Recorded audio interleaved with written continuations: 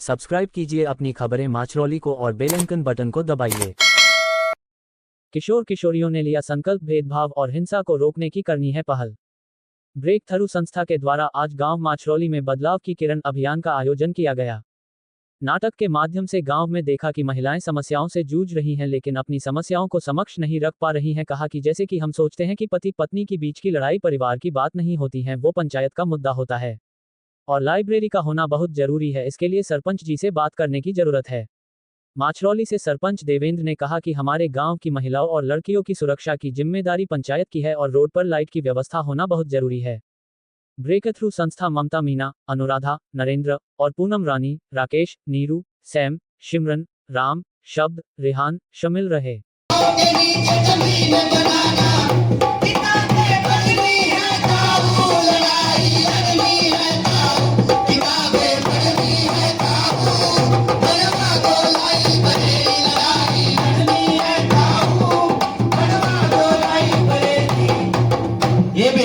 या कौन सी लड़ाई होगी जो किताब पढ़ कर लड़ी जाया करें? अपने सपने को सच कर दिखाने की लड़ाई ताऊ जी। देखो, आप पहले सिर्फ पंच थे ना। हाँ। फिर आपने सरपंच बनने की सोची और अपने सपने को सच कर दिखाया। ऐसे ही पढ़ लिख कर हम भी कुछ बनना चाहते हैं। चल ठीक से बेटी, तुम अपने घर आ जाओ, मैं ऊपर बात कर लूंगा। जाओ तुम। तो जी, ये छोरियों कोई महीना तक मैं तो अपनी मांग में लेकर आती हूँ। आखिरी में जी मैंने इनकी बात माननी पड़ी। जी यो काम मेरे खातर आसान नहीं था, पर जी आसान तो इन छोरिया खातर भी नहीं था, क्योंकि जी मेरे से ज्यादा मुश्किल है तो ये छोरिया ठारी थी। और जी ले दे का क्यों करे मेरे गांव में लाइब्रेरी बन गई। ईद मेरे गांव की सारी पढ़ने वाली छोरी बना और बजा का जबान लड़ाना अच्छी बात नहीं है। घूमती को ना बापू, पढ़ती हूँ। अच्छा, ये तो बाप तो जबान लड़ावेगी। तने कुछ दुनियादारी का बेरा भी है, इस बारे में शाम ना का बात करूंगा मैं। ठीक है बेटा, तू लाइब्रेरी जा, शाम को आके तेरे पापा से बात करेंगे। एक ऐसा परिवार तो सोचो जिसमें समाज बनाए, एक ऐसा परिवार बनना चाहे, बेटी आगे बढ़ना चाहे, सब मिलजुल कर राह बनाए, ऐसा एक परिवार बसाए, सब मिलजुल कर राह बनाए, ऐसा एक परिवार बसाए।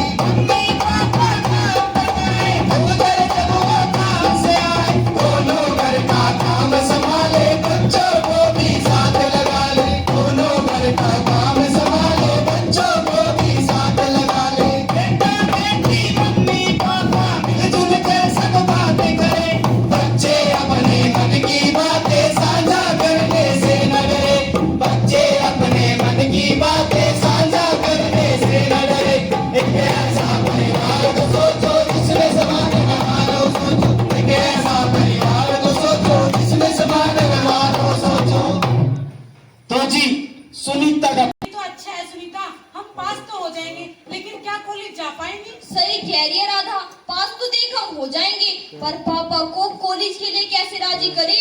वो तो लाइब्रेरी के लिए मुश्किल से माने थे। सुनीता, हम सब लड़कियों के घरों में एक जैसा हाल है, और जब पापा माँ के समझाने से नहीं समझते तो हमारे समझाने से कैसे समझेंगे? सही कह रही है राधा, पैसों की तंगी को लेकर पापा का माँ के साथ झगड़ा, मारपीट, इस सब को कैसे ठीक किया जाए? अरे सुनीता, मुझे ऐसा लगता है कि क्यों ना हम दोबारा से सरपंच जी के पास चले। वो तो ना कहेंगे। अरे पागल, अब तक हाँ कहा है तो हो सकता है आगे भी हाँ ही कहे। चलो चलो फिर। सरपंच ताऊ सरपंच।